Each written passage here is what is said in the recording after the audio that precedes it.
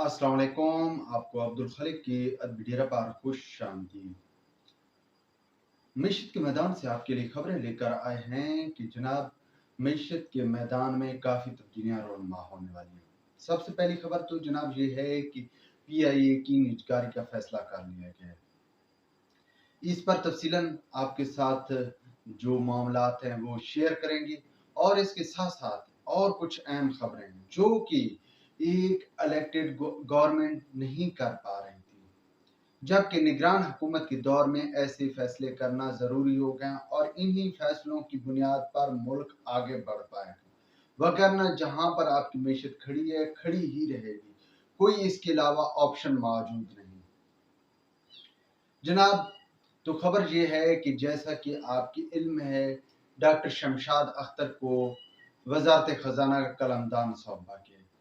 अब देखा जाए तो बेसिकली ये वजारत खजाना उन्हीं का शोबा है, चूंकि वो खुद एक बैंक की हेड रही हैं, नेशनल बैंक, स्टेट बैंक की वो गवर्नर के तौर पे खिदमात अपनी सर अंजाम देती रही।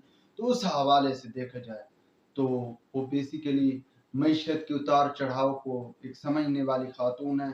तो भाई फैसला कर लिया गया है कि सबसे पहले ज़राअत पर टैक्स लगाने का।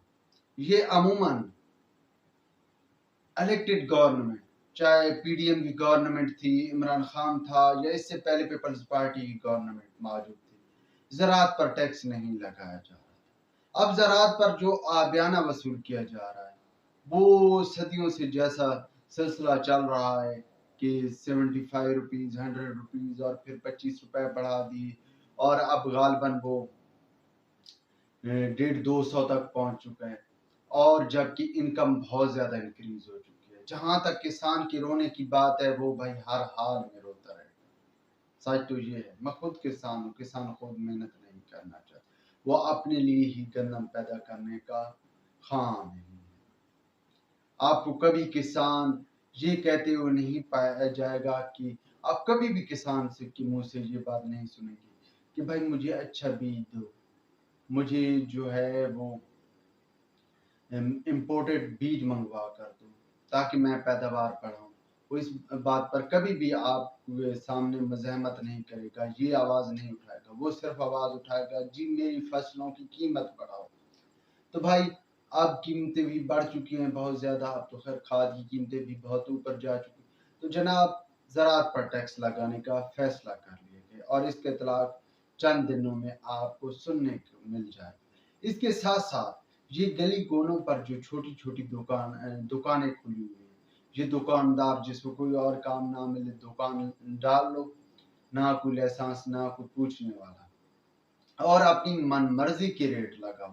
तो जनाब इनको भी टैक्स नेट में लाने का प्रोग्राम जो है वो तरतीब दे दिया गया और जल्द ही इस बात का इम्कान है कि इनसे भी बाकायदा टैक्स वसूल कर लिया जाएगा।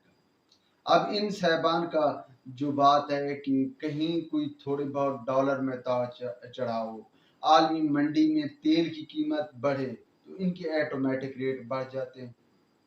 अभी मैं बात करता हूँ, चंद दिन पहले की बात है, मैं खल खरीदने गया।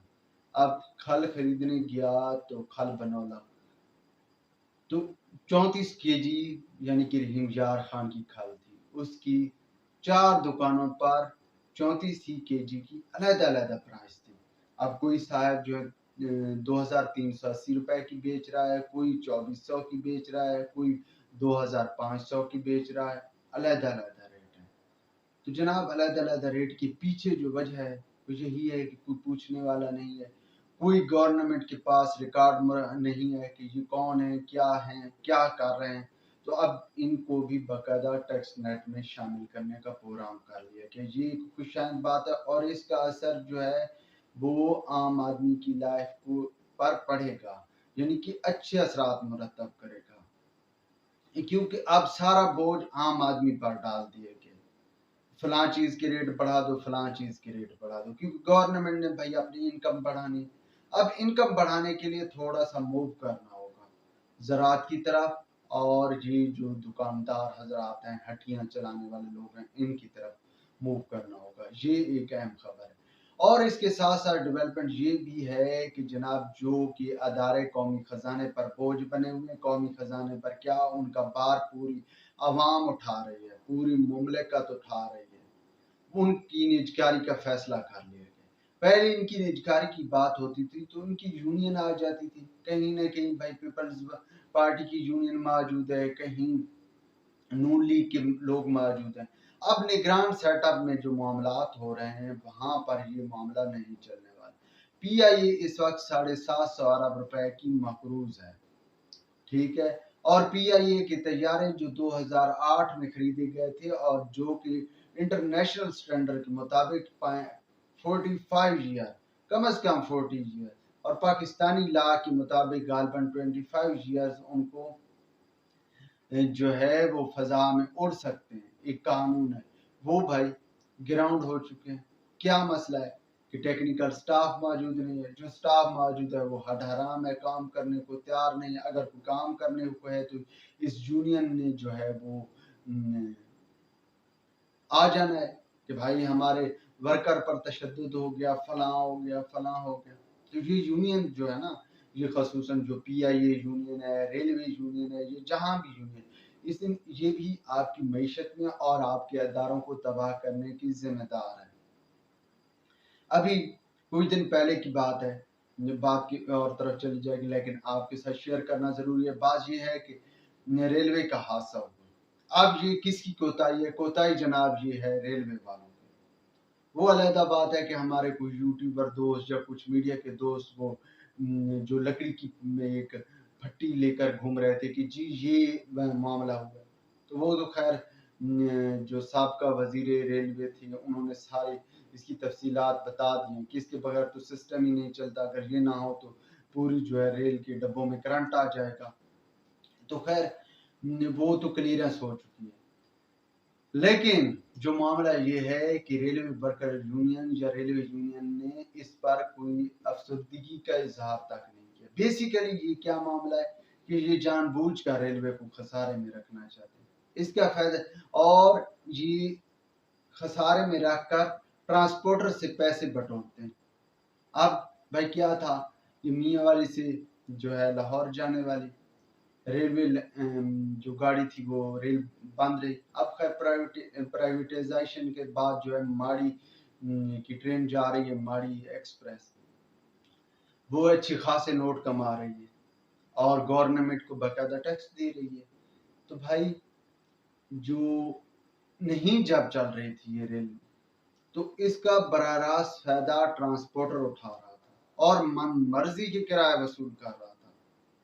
اب لاہور سے میاں والی کے لیے وہ 1700، ایک وقت تھا، میں خود یہ غالباً دسمبر کی بات ہے، 1700 کرایہ وصول کر رہا تھا میاں والی سے لاہور کا، اور لاہور سے ڈی آئی خان کا 1900۔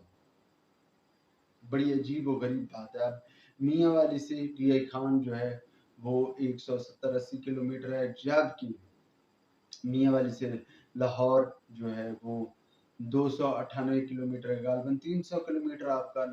تو بھائی 300 کلومیٹر کا کرایہ جو لے رہا ہے وہ 1700 اور 180 کلومیٹر کا کرایہ لے رہا ہے 200 روپے۔ بڑی عجیب و غریب بات۔ وہ یہی وجہ ہے کہ بھائی اب یہاں پر کمپٹیشن ہے، یہاں پر پنڈی کی ساری گاڑیاں آ رہی ہیں جس کی وجہ سے اسے اپنا کرایہ ڈاؤن کرنا پڑتا ہے، جبکہ لاہور روٹ پر اس کے ساتھ کمپٹیشن کرنے والا کوئی نہیں تھا، ریل بند تھی تو وہ فائدہ اٹھا رہا تھا۔ تو جناب یہ یونین دوسری طرف فائدہ اٹھا رہے، اس طرح یہ جو پی آئی اے کی یونین ہے یہ بیسیکلی جو نجی ایئر لائنز ہیں یا دوسری ایئر لائنز ہیں ان کو فائدہ پہنچانے کے لیے یہ وہاں سے مال بٹورے ہیں، جی ہمارا حصہ دے دو، ہم پی آئی اے کو نہیں پرواز کرنے دیں گے، پی آئی اے کو نہیں اڑنے دیں گے، اس کو مسلسل خسارے میں رکھیں گے۔ کچھ عرصہ پہلے پرائیویٹائزیشن کی بات ہوئی تھی پی آئی اے کی، تو جناب اس وقت یونین آ گئی تھی اور یونین میں غالباً گولی بھی چلی تھی، کوئی 1-2 بندہ مارا بھی گیا تھا یا گولی لگی تھی۔ تو گولی لگے یا نہ لگے، بہرحال یہ ہے کہ یہ اب بھی ایسے چکر کریں گی، لیکن اگر معیشت کو رن کرنا ہے تو آپ کو یہ تمام ادارے جو کہ خسارے میں چل رہے ہیں، جو کہ معیشت پر بوجھ ہیں اور اس کا بوجھ براہ راست عوام پر ڈال دیا جاتا ہے. ان کو پرائیویٹائز کر کے جو ہے وہ اچھی خاصی انکم قومی خزانے میں آ سکتی ہے. تو یہ کام ہو جانا چاہیے اور اس کا فائدہ عام آدمی کو ہی ملے گا. وہ اس صورت میں کہ جناب جو اب سارا بار آپ پر ڈال دیا گیا وہ بار تقسیم ہو جائے گا. ویورز اب تک کے لیے اتنا ہی کافی. ویلاگ کے بارے میں اپنی رائے سے ضرور آگاہ کیجیے گا. خدا حافظ.